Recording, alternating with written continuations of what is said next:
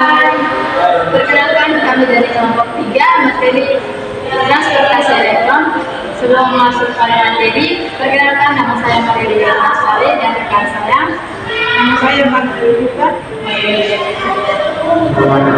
Perkenalkan nama saya Maria. Perkenalkan nama saya Bumi Matahari. Perkenalkan nama saya Maria Jepina. Perkenalkan nama saya Maria. Oke baik, itulah nama-nama kami. Sekarang kita akan masuk pada pembahasan materi. Transportasi elektron pada respirasi aerob. Respirasi aerob adalah proses yang terjadi di mitokondria untuk menghasilkan energi dalam bentuk ATP. Transportasi elektron adalah tahap penting dalam proses ini. Bagi organisme yang pertama, produksi energi.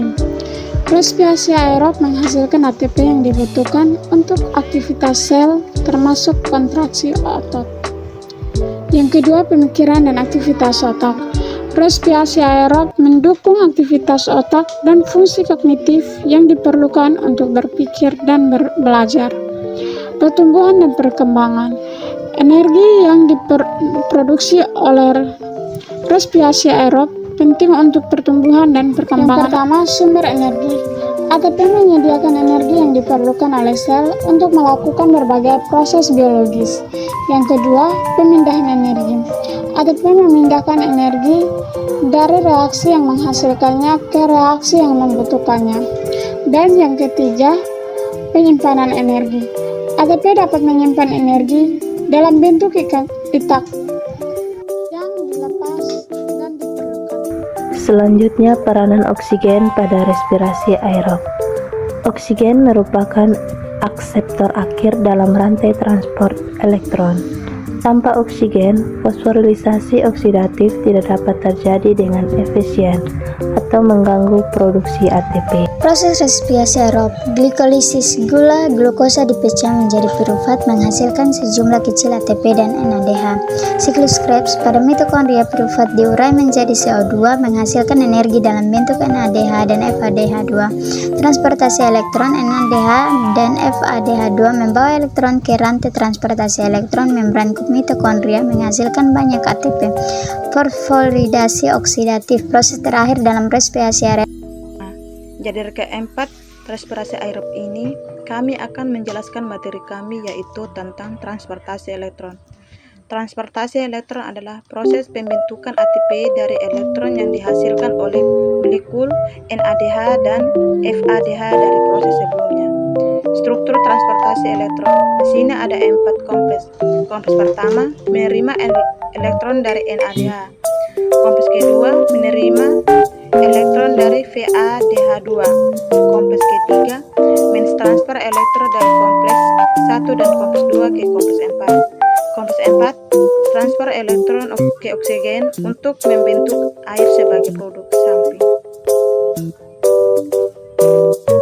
Tahap transportasi elektron. Yang pertama, oksidasi NADH dan FADH2. NADH dan FADH2 dioksidasi melepaskan elektron ke kompleks 1 dan 2. Yang kedua, transfer elektron. Elektron ditransfer dari kompleks 1 dan 2 ke kompleks 3 melalui serangkaian reaksi redoks. Ketiga, pompa proton. Kompleks 3 dan 4 memompa proton dari matriks mitokondria ke ruang intermembran. Keempat, sintesis ATP. Proton yang dikumpulkan di ruang intermembran mengalir kembali melalui ATP sintase untuk menghasilkan ATP. Tempat terjadinya transport elektron. Transport elektron terjadi di membran dalam mitokondria. Hasil dari transportasi elektron, proses transport elektron untuk menghasilkan energi membutuhkan FADH valin adenin di nukleotida hidrogen dan NADH nikotin adenin di nukleotida hidrogen. Transport elektron adalah proses yang menghasilkan ATP paling banyak. Komponen yang terlibat dalam transportasi elektron. Komponen bergerak sistem transport elektron pada membran adalah koenzim Q dan sitokrom C. Komponen yang terlibat adalah NAD tambah dan NADH.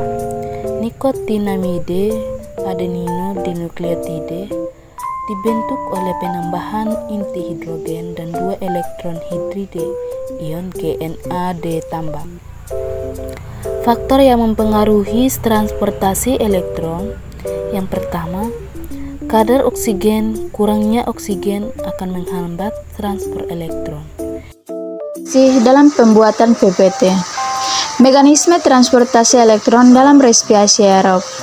Penulis John Doe, Jane Smith, Journal of Culture Biology, tahun terbit 2018. Penelitian ini menginvestigasi mekanisme transportasi elektron respirasi aerob pada sel eukariotik.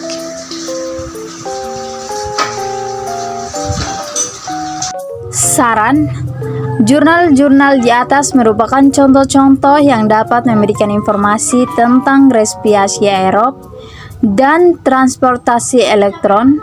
Namun, penting untuk dicatat bahwa ada banyak jurnal lain yang juga membahas topik ini. Untuk mendapatkan informasi yang lebih spesifik, disarankan untuk melakukan pencarian lebih lanjut di basis data jurnal ilmiah seperti PubMed dan Google Scholar. Jadi, itulah materi dari kelompok kami, yaitu transportasi elektron. Sekian dan terima kasih.